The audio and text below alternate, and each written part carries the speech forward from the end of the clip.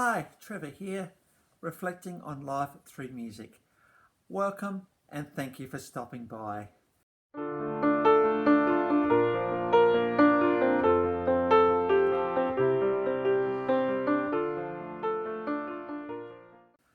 Well, I trust you enjoyed my last video on Barry Manilow with his iconic song, I Write the Songs. And in that video, we talked about how compelling a force music is in this world today. It really is such a compelling force, and we all seem to love music. Well, we're going to carry on that theme a little bit today, because the guys we're looking at today, certainly in the 1970s, there was nothing bigger than these guys. Previously I've talked about the fact that a few bands have had a mania. The Beatles are one, ABBA's one. These guys definitely have had a mania. And certainly around 1974 to 77, these guys were absolutely massive. Everywhere they went, there were screaming fans. There was having to get in cars quickly. There was just scream after scream after scream, because these guys were absolutely huge. And who I'm talking about? Well, I'm talking about the tartan-clad boys from Scotland, the Bay City Rollers. Now, whatever you think about the Bay City Rollers, I'm going to convince you today, I hope, through this talk, is the importance of these guys in the broader scheme of things when it comes to music. Because these guys sold, well, the figure kind of varies from who you talk to, but I have heard these guys that sold 300 million albums. Now, of course, the history and the story of the Bay City Rollers, particularly after they finished, as far as where all the money went, that story has been well and truly documented, and probably one of the biggest music rip-offs in music history happened with this particular group. So anyway, to talk about the significance of the Bay City Rollers, I probably need to go back a little bit. If we think about the 1940s, back when we had the big bands like Glenn Miller and Duke Ellington, it was very much suave and cool and sophisticated and clubs. And if you went out for the night, you dressed up in your nines or putting on the Ritz, as it was in the 20s, and you went out for a really classy, good night out. Well, that all changed in the 1950s, because there was a certain guy in the United States that changed music forever. And that was the guy from Graceland, Elvis Presley. One for the money, two for the show. He had a swagger. He had a way about him that just cut through that class and compelled you to watch him. We were no longer interested in the music. We were more interested in the performer. And Elvis Presley, certainly over many, many years, staked his claim on the music industry. So that was the 50s, and other bands like Bill Haley and the Comets, Rock Around the Clock, and the Drifters. And if you're a muso, you'll know that, the 12-bar blues chord progression became the music of choice during that time, and still is to a certain extent. And then we got to the 1960s, and four guys from Liverpool changed everything. George, Ringo, John and Paul, the Beatles, they changed everything. And over the course of the next 10 years, they released 13 albums.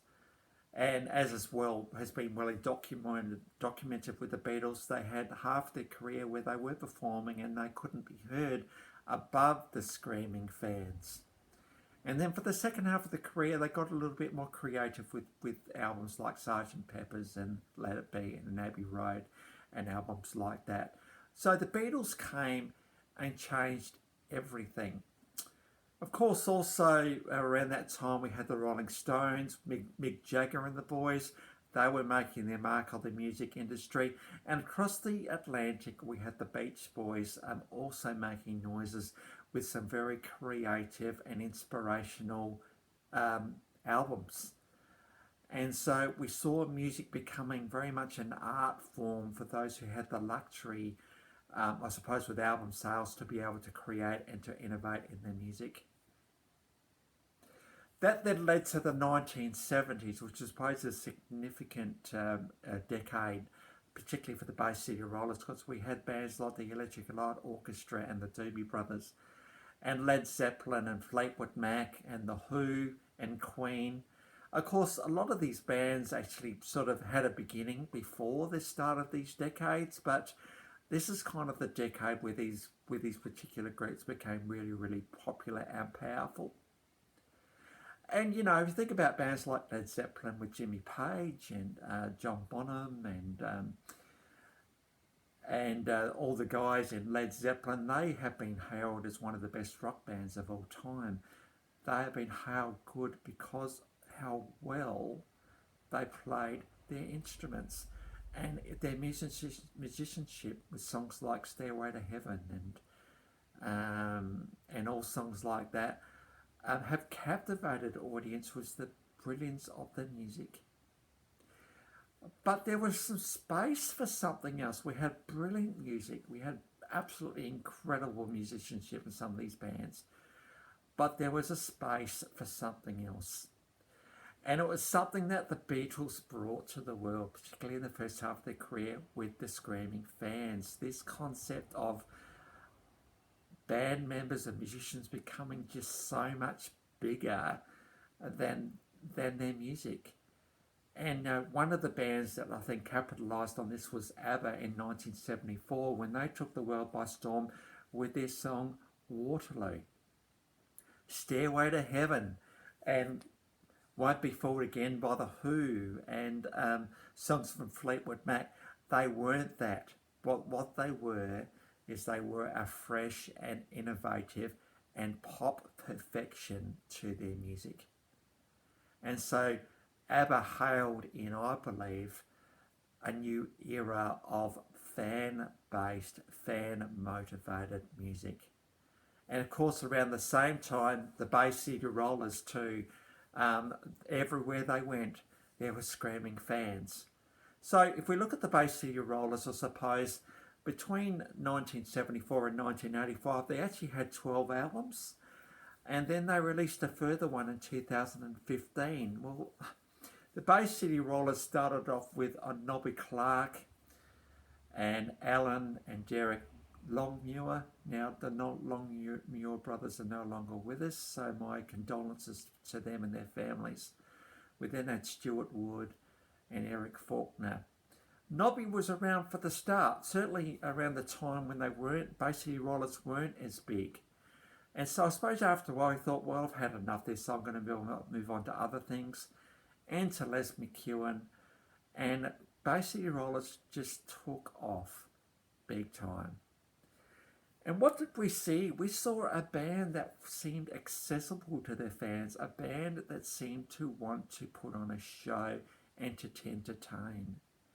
They weren't so much on the music, and you probably very rarely see a live performance of these guys. They did play, I think, and they did sing. Some of their vocals, production work is quite amazing, actually, when you listen to their albums.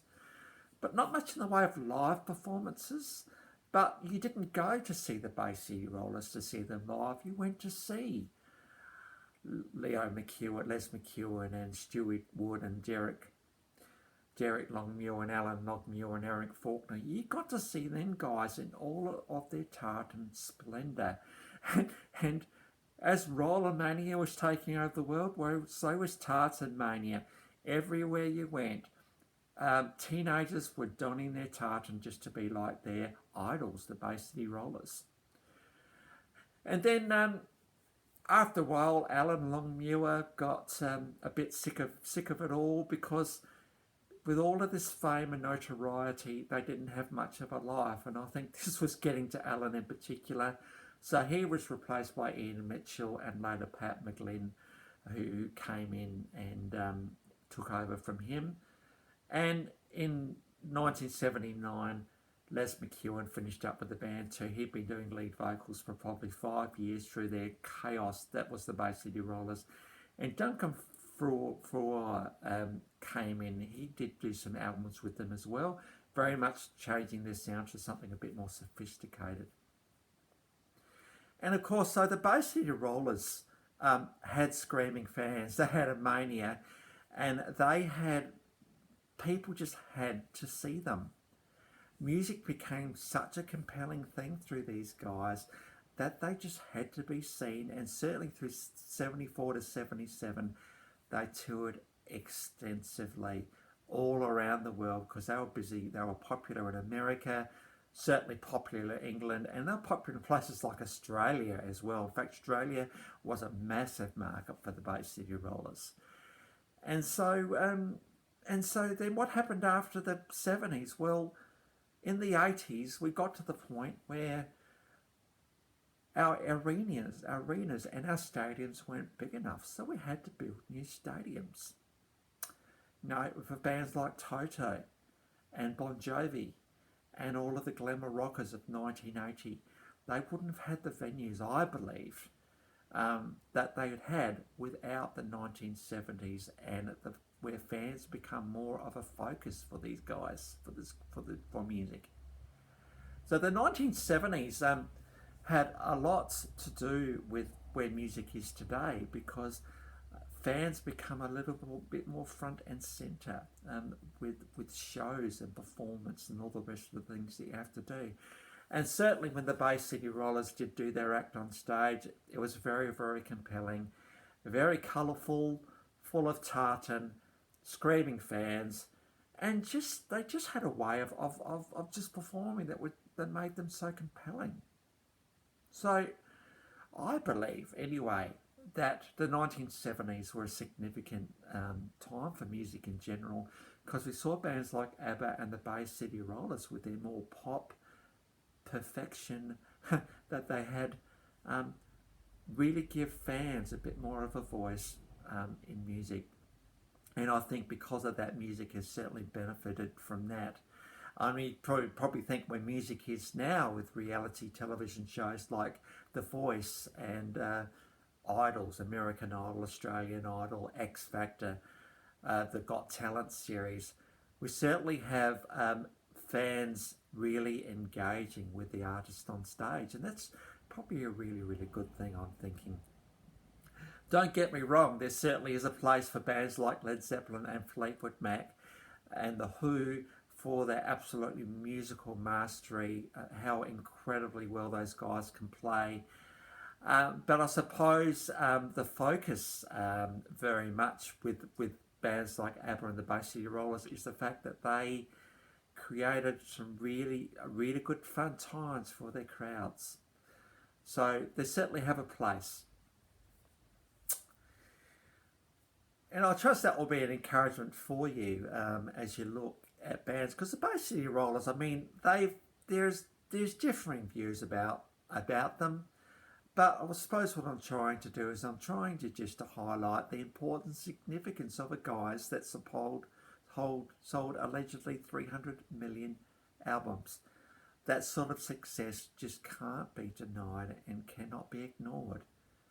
So rock on music. Music is such a wonderful, compelling force, and that's why I'm doing this series, and that's why I'm going to give some bands who perhaps need a little bit more talking about, why give them a go on these videos, because it's good to talk about where music has come from and perhaps where it's going. So anyway, on to the clips today. We do have a couple of clips from them in their, the 1970s, right when they were in the zone. We've got one clip, Bye Bye Baby, that's got the original 5 in it. It's good to see Alan playing here. He's certainly playing here. And then we've also got I Only Want to Be With You, which of course was a cover from Dusty Springfield. And there you can see Ian being where Alan was, and so still 5 members. I've also then included, because Les McKeown in particular has kept the Bay City Rollers going a bit and performing of late, and so you see a live performance of them sort of in the 2000s, 2010 even, and you sort of see that, you know, we've got Woody, Stuart Wood and Alan Longmire and Les, the three of them out of the five are there performing, and there's some other guys with them, and I reckon this is absolutely live, this particular performance. So you see a bit of a medley of them performing there, and it's just such good fun. The minute you hear Bye Bye Baby, the nostalgia just kind of pops up, and you go back to those wonderful memories of when you were perhaps a teenager yourself.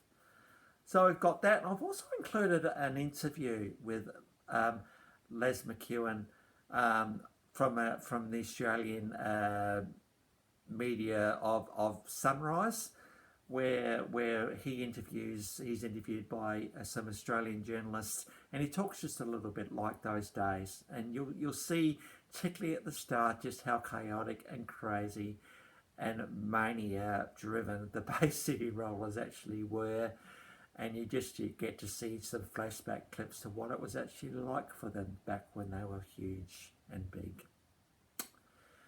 So those 4 clips are there today, so enjoy those. And I've also included my commentary from last time too on the Bay City, on the Barry Manilow. So if you want to catch up on that one, feel free to look at that as well. Well, that's it for today. I trust you've enjoyed this little bit of a history into the Bay City Rollers, and I believe their significance in the world of music. And we're going to go next time on to another significant group, and that was the Beach Boys. Because as the Beatles were doing their thing in England, the Beach Boys were doing their thing in the United States. So we're going to look at them next time. So if you like this video, please give it the thumbs up and subscribe. If you have come back for a video, I appreciate you very, very much indeed, and thank you for hanging around. So until next time, I'll catch you around.